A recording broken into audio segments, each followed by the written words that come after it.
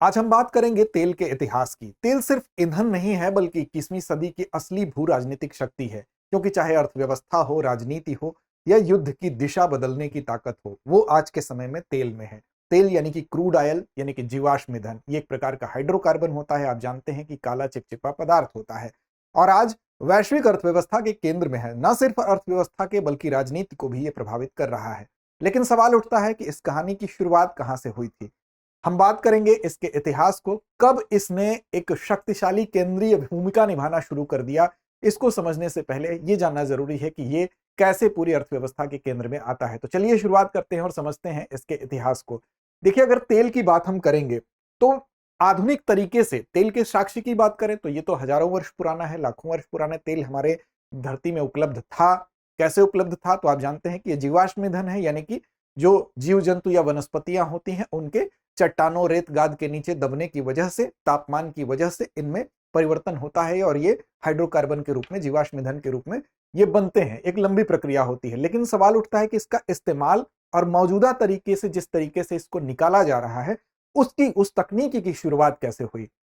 देखिए, 5000 वर्ष पहले अगर बात करें तो मिस्र में तेल के इस्तेमाल होने के सबूत मिलते हैं, लेकिन वो इस रूप में इस्तेमाल नहीं होता था। वो किस रूप में इस्तेमाल होने का सबूत मिला था? तो उस समय वहां पर जो ममी होती थी, ममी की जो ताबूत होती है, उस ताबूत पर कोटिंग की जाती थी। उस कोटिंग में देखा गया कि तमाम जो पदार्थ है उसका मिश्रण जो है इस्तेमाल किया गया। ब्रिटिश म्यूजियम ये कहता है कि वहां पर वनस्पति तेल, उसमें मधुमक्खियों का मोम और साथ साथ बिटुमेन, बिटुमेन यानी कि ठोस कच्चा तेल, इसके मिश्रण का इस्तेमाल किया गया था। तो इसमें मिस्र में 5000 वर्ष पूर्व इसके इस्तेमाल होने के सबूत तो जरूर मिलते हैं। लेकिन अगर हम आधुनिक तेल निकालने की जो तकनीकी है, जो आज हम पेट्रोल, डीजल या तमाम जीवाश्म ईंधन की बात करते हैं, उसकी शुरुआत हुई केरोसिन से।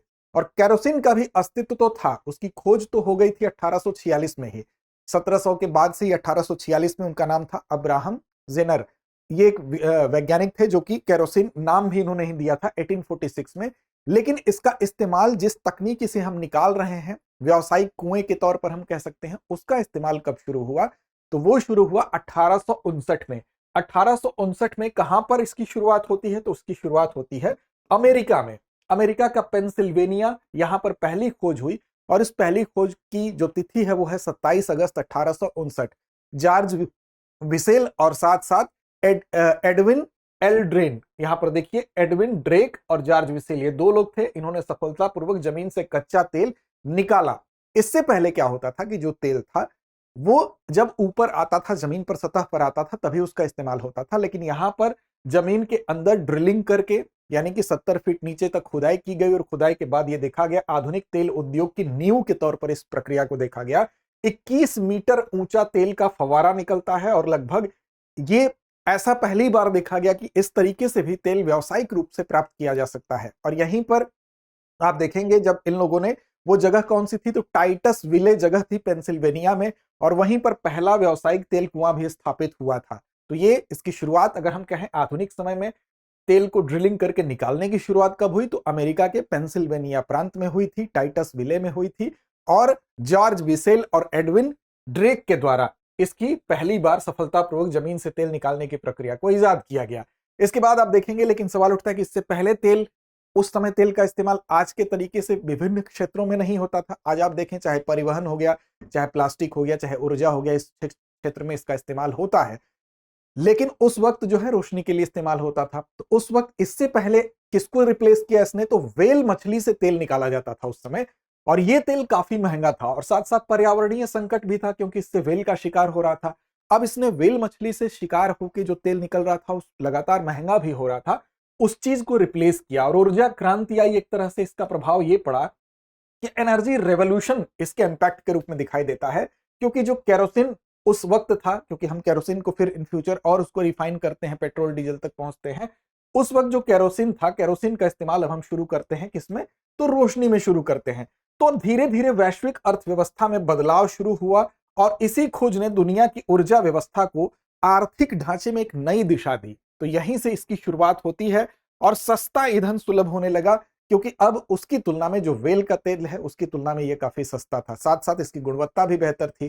फिर आप देखेंगे कि 1800 इस ड्रिलिंग मेथड के बाद पहले केवल सतह पे आने वाले तेल का इस्तेमाल हम करते थे, लेकिन इस ड्रिलिंग मेथड के बाद एक ऐसा परिवर्तन आया। फिर 1864 में आप देखेंगे कि पेंसिल्वेनिया जो प्रांत है वहीं पर पिटहोल सिटी थी। पिटहोल सिटी के पास दर्जनों मील में जो वो क्षेत्र था, उस क्षेत्र में 50 लोगों की एक बस्ती बसती है, लेकिन साल भर के अंदर अंदर वहां पर जो जनसंख्या है वो हो जाती है 10,000। क्योंकि इसकी लोगों के अंदर इसका क्रेज बढ़ने लगा, इसकी अर्थव्यवस्था में इसका जो इंपॉर्टेंस था वो कहीं ना कहीं लोगों को समझ में आने लगा। लेकिन अर्थव्यवस्था जो है उसकी दूसरी जरूरतों को वो जगहें पूरी नहीं कर पाई। इसकी वजह से जल्दी ही उसका डिक्लाइन भी देखने को मिला। आज अगर तेल की बात करें तो दुनिया की ऊर्जा जरूरतों का 33%, लगभग एक तिहाई हिस्सा जो है इससे फुलफिल होता है। और तेल और गैस मिलकर 25% इलेक्ट्रिसिटी का प्रोडक्शन करते हैं। परिवहन, प्लास्टिक, ऊर्जा, हर क्षेत्र में इसका इस्तेमाल हो रहा है। और कई बार इस तेल केंद्रित अर्थव्यवस्था की वजह से कीमतों में जब यहां पर इसमें कहीं ना कहीं अवरोध आता है, व्यवधान आता है, तो आर्थिक मंदी का दौर भी झेलना पड़ा। पूरी वैश्विक अर्थव्यवस्था को तेल सेंट्रिक अर्थव्यवस्था होने की वजह से 1978 में, 1990 में, वर्ष 2001 में और साथ साथ 2008 की जो मंदी थी उसको भी इससे अप्रत्यक्ष रूप से जोड़ा जाता है। इसके बाद धीरे धीरे इस चीज में परिवर्तन दिखाई देने लगा। 1911 में आप देखें तो ब्रिटेन ने ब्रिटिश नौसेना को कोयले से पूरी तरह से तेल पर शिफ्ट कर दिया और ब्रिटेन ने एंग्लो फारसी जो ऑयल है, एंग्लो फारसी ऑयल कंपनी थी, उस कंपनी में हिस्सेदारी भी खरीद ली क्योंकि इसके इंपॉर्टेंस को वो समझ रहे थे। धीरे धीरे अन्य जगहों पर भी 1951 में ईरान में आप देखेंगे कि तेल का राष्ट्रीयकरण कर दिया गया। तो तेल का नेशनलाइजेशन भी होने लगा, राष्ट्रीयकरण भी किया जाने लगा इसके इंपॉर्टेंस को देखते हुए। इसी तरह से कुछ देश ऐसे थे जो कि तेल की वजह से बहुत ही लाभदायक कंडीशन में वहां की कंपनियां पहुंच गई, जैसे सऊदी अरब की अरामको। सऊदी अरब अरामको सबसे लाभदायक कंपनियों में से एक है। लेकिन धीरे धीरे इसका एक नकारात्मक प्रभाव भी दिखाई देने लगा क्योंकि कुछ ने इसको जब देखा कि केवल अर्थव्यवस्था की बहुत सारी शर्तें होती हैं और अगर अर्थव्यवस्था में विविधीकरण नहीं है, डाइवर्सिफाई नहीं है, तो उसमें कहीं ना कहीं सिर्फ एक चीज पर केंद्रित होने से विकास जो है असंतुलित होगा। तो अर्थव्यवस्था तेल पर ही जिन देशों की निर्भर थी उनको कहीं ना कहीं नुकसान भी हुआ। और आप देखेंगे 1960 के दशक में जुआन पाब्लो पेरेज नाम के एक वेनेजुएला के पहले वहां के मंत्री थे, पेट्रोलियम मंत्री थे। उन्होंने एक बात कही कि 1975 के समय में इस तरह की व्यवस्था में उन्होंने कहा कि हम शैतान के मलमूत्र में डूब रहे हैं, यानी कि तेल को, वेनेजुएला, वही वेनेजुएला जो विश्व का सबसे बड़ा तेल भंडार रखे हुए है। तो इस तरह से आज भी हम देख सकते हैं कि वेनेजुएला की जो वर्तमान कंडीशन है वो कहीं ना कहीं इसी वजह से है कि वो विश्व का सबसे बड़ा तेल भंडार है। आज के समय में तेल को लेकर जो राजनीति है उसी की वजह से ये तमाम युद्ध और ये परिस्थितियां देखने को मिल रही हैं। तो कहने का मतलब अर्थव्यवस्था के लिए, अर्थव्यवस्था में संतुलित स्थिति होने के लिए सिर्फ अर्थव्यवस्था किसी एक चीज पर केंद्रित होना भी ठीक नहीं है। तो फिर आप देखेंगे कि उन्होंने जब ये बात कही तो इस तरह से ये बात प्रमाणित हो गई कि तेल का भंडार होने के साथ साथ अर्थव्यवस्था के लिए अन्य स्थितियां भी होनी जरूरी है। फिलहाल इतिहास की हम बात कर रहे थे तो तेल का जो पहला आधुनिक समय में जो आधुनिक तकनीकी से तेल निकालने की शुरुआत हुई थी वो 1859 में पेंसिल्वेनिया जो प्रांत है वहां पर इसकी शुरुआत हुई थी। ये बात आप जाने। वर्तमान तेल के भंडार की अगर बात करें तो वेनेजुएला के पास विश्व का सबसे बड़ा भंडार है। इसके अलावा सऊदी अरब, ईरान, इराक, यूएई, कुवैत, रूस, इसके अलावा संयुक्त राज्य अमेरिका जैसे अन्य देश भी इसमें अग्रणी हैं। भारत के लिहाज से अगर देखें तो भारत के पास भी लगभग 4.8 अरब बैरल टन जो है वो इसका हम कह सकते हैं कि भंडार है और इस तरह से टॉप 25 कंट्रीज में भारत भी आता है। तो ये है फिलहाल तेल के संबंध में पूरा का पूरा इतिहास की कैसे इसकी शुरुआत हुई। फिर आपको एक चीज और बताएं कि इसी तेल की वजह से कैसे अर्थव्यवस्था में परिवर्तन आया, कैसे गाड़ियों का आविष्कार शुरू हुआ। इसके लिए देखिए 1885 में अगर आप देखेंगे तो सबसे पहली जो कार बनी थी, ये तस्वीर में आप देख लीजिए इस कार को। ये कार आपको देखने में एक तांगा जैसा लग रहा है, एक आज के समय की जो व्हीलचेयर है उसकी जैसा ये लग रहा है, लेकिन ये वास्तव में दुनिया की पहली कार थी। 1885 में कार्ल बेंज ने इसको बनाया था और ये पहली जर्मन इंजीनियर थे वो, जो कि गैसोलीन यानी कि पेट्रोल से चलने वाली कार थी। तो दुनिया की पहली कार कुछ इस तरह से थी। आज जो सफर आप तय किए हैं, अंदर एक पूरा घर का माहौल होता है, वो मॉडिफिकेशन की जो शुरुआत हुई वो किसकी वजह से हुई? वो इसी तेल के आविष्कार की वजह से हुई, इसके व्यावसायिक उत्पादन की वजह से हुई।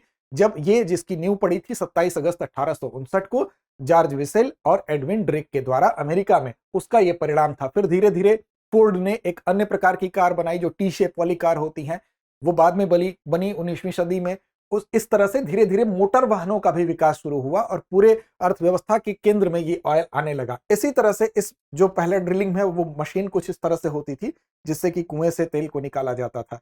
तो ये शुरुआत इस तरह से हुई और आज ये कंडीशन आई है कि हम ऐसी दशा में पहुंचे हैं कि तेल एक भू राजनीतिक शक्ति की भूमिका भी 21वीं सदी में निभा रहा है। वो सिर्फ ईंधन तक ही उसकी पहुंच नहीं है कि ईंधन के रूप में ही नहीं जाना जाता है। आगे बढ़ेंगे, आपके लिए एक महत्वपूर्ण सूचना कि अगर आप अपनी यूपीएससी की तैयारी कर रहे हैं, आपके पास लगता है कि समय कम होता है, आप पूरी चीजों को कवर नहीं कर पाते हैं, तो आपके लिए एक बेहतरीन कोर्स हमारे पास है जिसका नाम है जीएस स्टूडियो फाउंडेशन कोर्स। इस कोर्स में खास बात यह है कि 14 महीने में यूपी आपके जो प्रीलिम्स से लेकर मेंस तक का जो पूरा का पूरा यूपीएससी का सिलेबस है उसको ये कवर करता है। साथ साथ हिंदी, इंग्लिश तीनों माध्यम में उपलब्ध है। इसके अलावा इसकी कीमत आपको 34,999 रुपए में ये उपलब्ध है। साथ साथ इसमें अगर आप अमिताभ कूपन कोड का इस्तेमाल करते हैं AMITABH, तो इसमें आपको डिस्काउंट भी मिलता है। अन्य विशेषताएं क्या है, तो इसमें 18 टेस्ट भी मिलते हैं आपको देने को। इसके अलावा इसमें 2 साल के करंट अफेयर्स को कवर किया जाता है, उसके क्लासेस की एक्सेस मिलती है, प्रिंटेड मटेरियल मिलता है आपको। अब ये इसको आपको कोर्स को कैसे लेना है, तो इसके लिए आपको डिस्क्रिप्शन में लिंक मिलेगा। आप चाहें तो उस लिंक को क्लिक करके चले जाएं, इस कोर्स तक पहुंचा देगा वो लिंक आपको। इसके अलावा आप चाहें तो दृष्टि लर्निंग ऐप को डाउनलोड कर लीजिए। वहां पर जाइए, जीएस स्टूडियो फाउंडेशन कोर्स को सर्च करिए और वहां पर आपको इसके सारे फीचर्स मिलेंगे। इस कोर्स को लेने के लिए बाई का ऑप्शन मिलेगा, वहां पर कूपन कोड अमिताभ अप्लाई करिए और छूट के साथ इस कोर्स को आप हासिल कर सकते हैं। साथ साथ आपको बता दें कि इस कोर्स में अभी जो फीस आप देते हैं, इन फ्यूचर अगर आप ऑफलाइन बैच में एडमिशन लेते हैं तो वो पूरी की पूरी फीस आपकी एडजस्ट कर दी जाती है। तो ये आपके लिए एक दोहरा लाभ है। चलिए अब चलते हैं अभ्यास प्रश्न की तरफ। आधुनिक तरीके से पहली बार तेल की खोज किसने की थी? John D Rockefeller, Edwin Drake, Winston Churchill या डेनियल येरगिन? तो इस प्रश्न का जवाब कमेंट बॉक्स में दीजिए। साथ ही साथ चैनल को सब्सक्राइब नहीं किया तो कर लीजिए। लड़ते रहिए अपने लक्ष्य की ओर बढ़ते रहिए। अब एग्जाम की तैयारी को और बेहतर करने के लिए हमारे चैनल को लाइक, शेयर और सब्सक्राइब करना ना भूलें।